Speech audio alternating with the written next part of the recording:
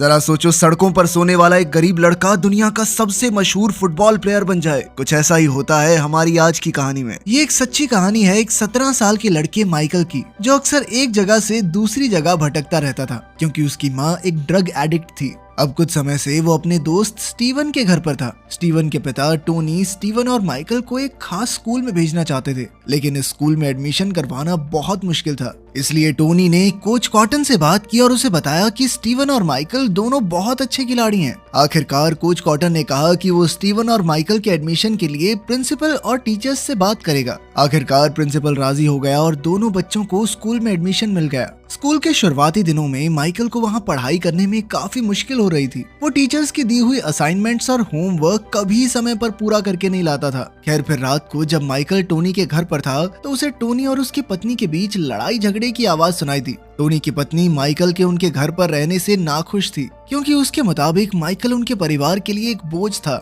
ये सुनते ही Michael Tony का घर छोड़कर निकल गया क्योंकि वो किसी पर बोझ नहीं बनना चाहता था। उसका कोई ठिकाना नहीं था, इसीलिए वो दर दर भटकने लगा और स्टेडियम में लोगों के गिराए हुए पॉपकॉर्न्स खाकर अपना पेट भरने लगा। एक दिन माइकल पार्क में खेलते हुए बच्चों के पास गया, पर उसका बड़ा शरीर देखते ही बच्चे डरकर भाग गए। लेकिन तभी एसजे नाम का एक बच्चा उसके पास आया और कहा कि भाई हंसते हुए आया कर यहाँ पे तू, नहीं तो लोग तेरे से डर के ऐसे ही भागेंगे। फिर एक रात एसजे अपने माँ बाप के साथ गाड़ी में जा रहा था कि अचानक उसने माइकल को अकेले बारिश में चलते देखा। एसजे की माँ एनी ने देखा कि माइकल के पास गर्म कपड़े भी नहीं थे और वो ठंड की वजह से कांप रहा था। अब वो खुद गाड़ी से निकलकर माइकल के पास गई और उससे बात की। जब उसे पता चला कि वो स्कूल के बाहर ही रात गुजारने वाला है तो उसने माइकल को अपने घर चलने को कहा। अब माइकल उनके साथ एसजे के घर पहुंचा तो उनका आलीशान घर देखता ही रह गया। असल में एसजे के पिता शॉन एक मशहूर रेस्टोरेंट के मालिक थे और एनी एक इंटीरियर डिजाइनर थी। वहाँ जाकर माइकल की मुलाकात एसजे की बड़ी बहन कॉलिंस से हुई।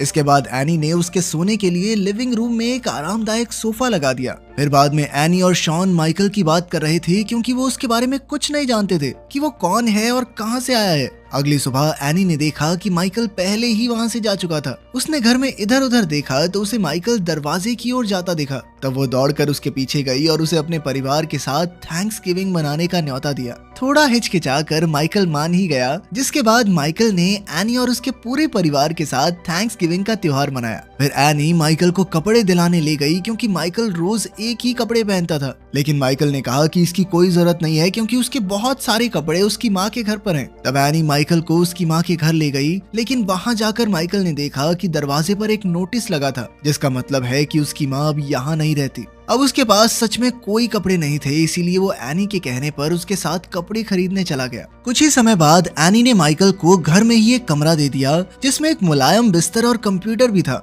इन सब चीजों के लिए माइकल एनी और उसके परिवार का बहुत शुक्रगुजार था क्योंकि उसे आज तक ऐसी चीजें कभी नसीब ही नहीं हुई थी। इसी दौरान माइकल पढ़ाई में भी अच्छा होने लगा क्योंकि अब टीचर्स उस पर खास ध्यान देने लगे थे। साथ ही शॉन ने माइकल की खेल कूद की काबिलियत को पहचाना और उसे स्कूल की फुटबॉल टीम में शामिल होने को कहा। जब उसे टीम में चुन लिया गया तो इसकी खुशी में शॉन पूरे परिवार को बाहर डिनर पर ले गया। शॉन और उसका परिवार माइकल को बिल्कुल अपने दूसरे बेटे की तरह रखते थे। जब क्रिसमस कार्ड के लिए तस्वीरें खिंचवाई गई तो उन्होंने माइकल को भी अपने साथ शामिल किया। उस दिन से शॉन और एनी के रिश्तेदारों और दोस्तों को भी पता चल गया कि अब माइकल भी उनके परिवार का हिस्सा है। फिर एक दिन जब एनी अपनी सहेलियों के साथ बाहर खाना खाने गई तो उन्होंने उसे ताने मारते हुए कहा कि उसकी बेटी कॉलिंस माइकल के घर पर होने से कितना असुरक्षित महसूस करती होगी। उनके मुताबिक माइकल जैसे बड़े और काले लड़के को घर में बिल्कुल नहीं रखना चाहिए। मगर अपनी सहेलियों की छोटी सोच देखकर एनी निराश होकर वहाँ से लौट आई। घर जाकर उसने कॉलिंस से पूछा कि क्या उसे माइकल के घर में होने से कोई दिक्कत है,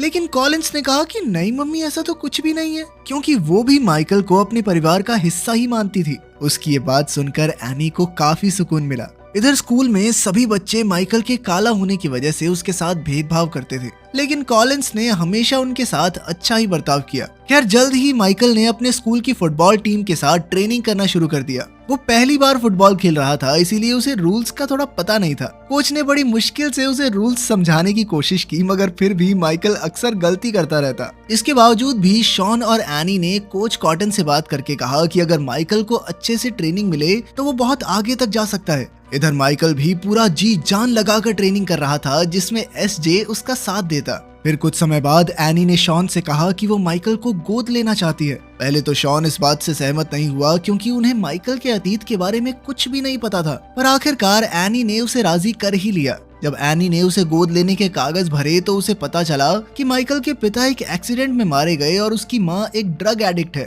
माइकल की माँ जिंदा थी, इसलिए एनी ने उसे गोद लेने से पहले उसकी माँ से इजाजत लेने की सोची। एनी ने डेनिस से कहा कि वो हमेशा माइकल की माँ रहेगी और जब चाहे उससे मिलने आ सकती है। डेनिस ने भी सोचा कि एनी और शॉन के साथ रहकर माइकल की जिंदगी सुधर जाएगी, इसीलिए उसने उन्हें माइकल को गोद लेने की इजाजत दे दी। माइकल एक ऐसा लड़का जिसके पास ना कभी घर था और कभी प्यार तो उसे मिला ही नहीं, पर अब उसके पास एक अच्छा घर और एक प्यारा सा परिवार था। फिर एक दिन माइकल और एसजे गाड़ी में जा रहे थे कि अचानक उनका जबरदस्त एक्सीडेंट हो गया। हालांकि उनकी जान बच गई, पर माइकल को बहुत गहरा सदमा लगा क्योंकि उसकी वजह से एसजे जख्मी हो गया था। वो लगातार एनी से माफी मांग रहा था, मानो उसे डर हो कि ये सब उससे छिन तो नहीं जाएगा। तब एनी ने उसे शांत करते हुए कहा कि इस एक्सीडेंट में उसकी कोई गलती नहीं थी, बल्कि उसने तो तेजी से गाड़ी मोड़कर एसजे की जान बचाई है। फिर कुछ दिन बाद फुटबॉल प्रैक्टिस के दौरान कोच कॉटन ने माइकल को फिर से डांटा क्योंकि उसे रूल्स समझ ही नहीं आ रहे थे। माइकल पूरे जी जान से अपनी ताकत नहीं लगा रहा था,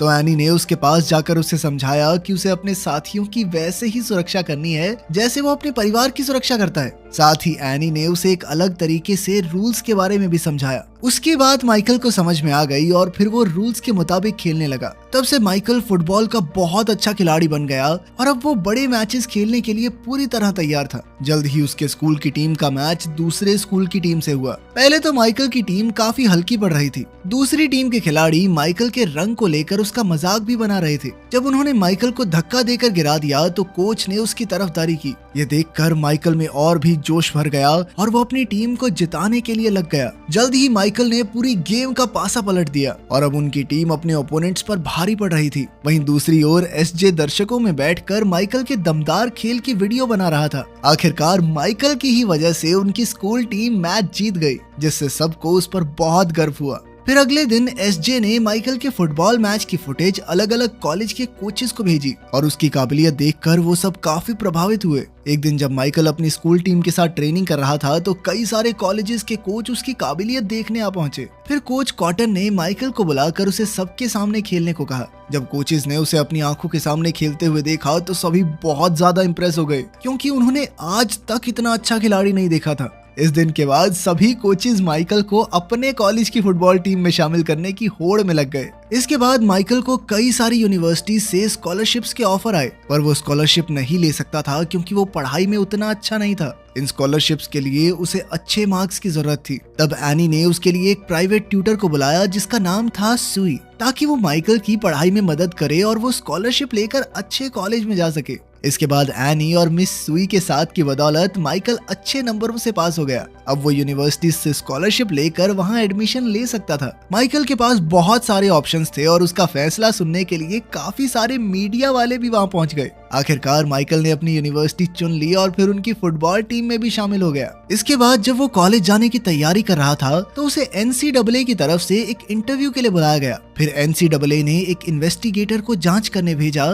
क्योंकि उन्हें शक था कि एनी और शॉन का परिवार माइकल के साथ इसलिए अच्छा बर्ताव करता है क्योंकि वो माइकल की काबिलियत का फायदा उठाना चाहते हैं। NCAA के मुताबिक माइकल ने शॉन और एनी के कहने पर ही उस यूनिवर्सिटी को चुना था क्योंकि वो दोनों खुद भी वहीं से पढ़े थे। ये सारी बातें सुनकर माइकल इंटरव्यू बीच में ही छोड़कर वहाँ से भाग निकला और उसने एनी से पूछा कि उसे गोद लेने के पीछे का असली मकसद क्या है। NCAA की बातें सुनकर माइकल बहुत निराश हो गया, इसीलिए वो एनी को वहीं छोड़कर चला आया और फिर उनके घर लौट कर नहीं गया। इसके बाद वो अपनी असली माँ को ढूंढते हुए गाँव पहुँचा पर उसे अपना पुराना दोस्त मिला जो कि एक गैंग लीडर बन गया था। उसने माइकल को अपने बाकी दोस्तों के साथ पार्टी करने बुलाया और उसे बियर पिलाई। फिर एक लड़के ने एनी और कॉलिंस के बारे में गंदे मजाक करने शुरू कर दिए, जिससे माइकल को बहुत गुस्सा आया और उसने सभी लड़कों को बुरी तरह पीटा। फिर अगले दिन उसने काफी सोच विचार के बाद एनी को फोन किया। तब एनी ने कहा कि उसने माइकल की मदद इसलिए की क्योंकि उसे लगा कि उसमें काबिलियत है और वो बहुत आगे जाएगा।